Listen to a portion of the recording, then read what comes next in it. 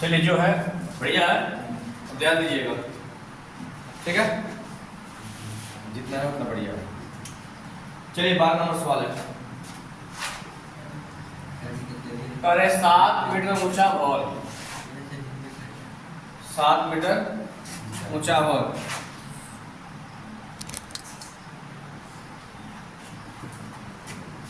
तो 7 मीटर ऊंचा जो भवन दिया हमारे पास, तो भवन को ऊंचाई कितना है 7 मीटर। भवन के शिखर पर पहले भवन है, पहले सबसे पहले क्या है भवन है, क्या है भवन। इसकी ऊंचाई कितना होगा 7 मीटर, तो दोनों तरफ से होगा 7 मीटर फिक्स है, ठीक है। तो कह रहा है कि 7 मीटर ऊंचे भवन के शिखर से एक केबल टावर के शिखर का उन्नयन कोण 60 डिग्री है। अगर केबल टावर का है, इसके ऊपर एक केबल टावर, इसका उन्नयन और यहाँ से कोई देखता है, इसका उन्नयन कितना हो गया 60 डिग्री, कितना है 60 डिग्री, ठीक है। नाम तो ये पहले भवन था ए बी सी और डी, का हो गया ये, ठीक है ना। अब कह रहा है कि भवन के शिखर पर, ध्यान दीजिए बाबू, कह रहा है कि 7 मीटर ऊंचे भवन के शिखर से एक केबल टावर के शिखर का उन्नयन कोण 60 डिग्री है। ये केबल टावर है, क्या है आपका टावर है, क्या है टावर है। अब कह रहा है बाबू कि और इसके पाद का अवनमन कोण 45 डिग्री है, और यहां से जब बनता है कि केबल टावर के पाद का अवनमन कोण जो बनता है कितना बनता है 45 डिग्री। ये क्या हो गया 45 डिग्री। तो आपको हम बताए थे कि यह ऊपर से जब बनेगा नीचे की तरफ क्या बनेगा अवनमन कोण जब बनेगा, तो अवनमन कोण जो होता है उन्नयन कोण क्या होता है बराबर होता है, क्या होता है बराबर होता है। अवनमन कोण जो होता है उन्नयन कोण क्या होता है बराबर होता है। अच्छा ऐसे भी आप ज्यामिति में पढ़े होंगे एकांतर अंतर कोण से, एकांतर कोण से दोनों कोण आपस में क्या होगा बराबर होगा, ठीक है। तो अब हमें क्या ज्ञात करना है, कह रहा है बाबू कि टावर की ऊंचाई ज्ञात करिए। हमें क्या ज्ञात करना है टावर की ऊंचाई, यानी टावर की ऊंचाई ज्ञात करना है, टावर की ऊंचाई ज्ञात करनी है कि पूरा टावर की ऊंचाई कितना है। तो हमारे पास दिया है भवन की ऊंचाई, दिया है भवन की जो कितना है 7 मीटर, कितना है 7 मीटर है, ठीक है ना। इसकी ऊंचाई है भवन का, और हमें ज्ञात करना है टावर की ऊंचाई। तो इसमें फिगर अलग अलग देखिए देखने को मिलता है, फिगर यहाँ भी है, फिगर यहाँ भी, फिगर यहाँ भी है ना, लेकिन ये वाला फिगर इस फिगर का क्या है बराबर है, क्योंकि पता है ना अवनमन कोण उन्नयन कोण आपस में क्या होता है बराबर होता है।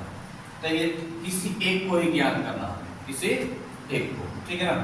तो चलिए सबसे सिंपल बात है किसकी ऊंचाई, तो त्रिभुज ए डी सी में, ए सी डी में, त्रिभुज ए सी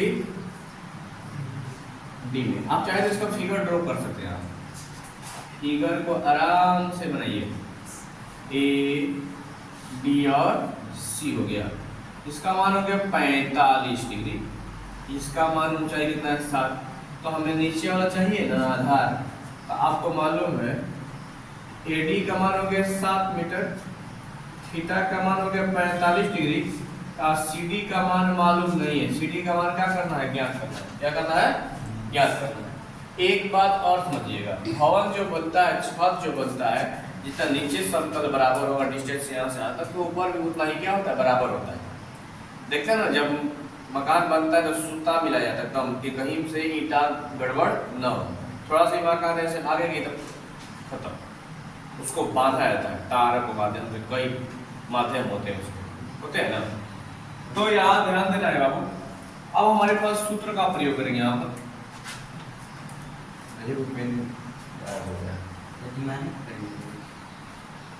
मान है तो मान सकते हैं, इसी को लोग कहते हैं ना मानो एक्स ना मानो वाई, कंपटीशन में हाई फाई लोग कहते हैं, आप नहीं मानते हैं लोग, ठीक है। तो बात वही है, तो tan थीटा का प्रयोग कर लेंगे। अब तो हमें तो बनाना है तो डायरेक्ट बनाते हैं एक लाइन, इसका मान 7 आएगा, इसका आएगा 7 आएगा, हमको बनाना हो तो बनाते एक लाइन, लेकिन आपको दिखाना है, आपको मालूम है नहीं कैसे होता है।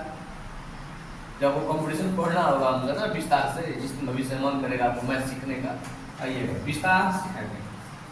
क्या होता है लॉग बटा में आधार। थीटा का मान कितना है बाबू? 45। लंब का मान इसमें दिया है 7, आधार का मान मालूम नहीं है। tan 45 का मान कितना होता है? 1।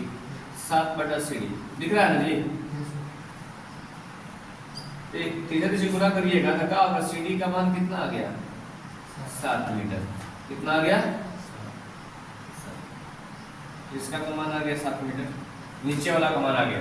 तो आप जानते हैं कि इधर वाला है बराबर नहीं वाला बराबर है, तो नीचे वाला बराबर तो ऊपर वाला भी क्या होगा? बराबर होगा ना? तो आपस में क्या होगा? बराबर। तो अब थोड़ा सा ध्यान देना है, चूंकि AD बराबर BC 7 मीटर, तो AB बराबर क्या होगा? CD भी क्या होगा? 7 मीटर। ये 7 मीटर हो गया, ये भी कितना होगा? यहाँ से यहाँ तक 7 मीटर ही होगा। ठीक है, तो अब चलते हैं त्रिभुज। इसमें ABE में, इसमें हुआ AB और E में, तो इसका भी फिगर बना लीजिए। फिगर कोई महंगा नहीं है, 60 है, यह आपका E है, ये A है, E का है बाबू B है ना? ये हमेशा संपूर्ण आंतरिक करता है। अब इसमें ध्यान देना है कि इसका मान कितना है मालूम नहीं, इसका मान मालूम हो गया 7 मीटर आया है ना? इसका मान मालूम नहीं है, तो x मान सकते हैं आप चाहे तो लिख लीजिए। इसमें AB बराबर कितना है? 7 मीटर, और थीटा का मान कितना है? 60 डिग्री। तो AE का मान क्या होगा? x मान लीजिए, मान है तो मान लीजिए, नहीं तो वो समूह बन जाएगा। ठीक है, इसमें कोई गड़बड़ हड़बड़ नहीं है। जब आपको लगता है कि मानेंगे तो ठीक है, नहीं मानिएगा तो भी ठीक है। ठीक है, तो अब इसमें भी सूत्र लगाएंगे ना जी। इसमें भी देखिए लंब और आधारी की चर्चा है, नीचे वाला और ऊपर वाला है ना जी। इसके बारे में तो कोई चर्चा नहीं है। कौन सा खर्चा होगा सूत्र जी? tan थीटा और लंब बटा में क्या होगा? आधार। तो tan थीटा का मान बाबू कितना होगा? 60। लंब कहाँ दिए? x माने है ना, आधार का मान है 60। tan 60 का मान कितना होता है? याद है बेटे ना? अब तिरछा तिरछी क्या कर दीजिए? गुना कर दीजिए। तो गुना कर देता है ना जी, बचपन में सिखाए नहीं थे? अच्छा, आप लोग मेरे पास थोड़ी पढ़े थे, सॉरी। x बराबर कितना आ गया? 7√3 मीटर। यह किसका मान आ गया? x का। x मतलब क्या आ गया कि AE का मान आ गया 7√3 मीटर, और यहाँ AD का मान दिया है। AD का मान कितना है? 7 मीटर। हमें क्या चाहिए? टावर की ऊंचाई चाहिए ना, टावर की ऊंचाई ज्ञात करना। क्या कहते हैं? टावर की ऊंचाई। तो टावर मजबूत है, नीचे से पिलर बढ़ाएगा ना जी। यहाँ से यहाँ तक क्या है? टावर है, यानी कि टावर की ऊंचाई में क्या हो गया जी? AE प्लस AD, यानी कितना हो गया? 7√3 प्लस 7। तो 7 कॉमन कर लीजिए, कितना आ गया? √3 प्लस 1 मीटर। ये क्या हो गया? टावर के ऊंचाई। क्या कोई समस्या है? चलिए ध्यान से बनाइए।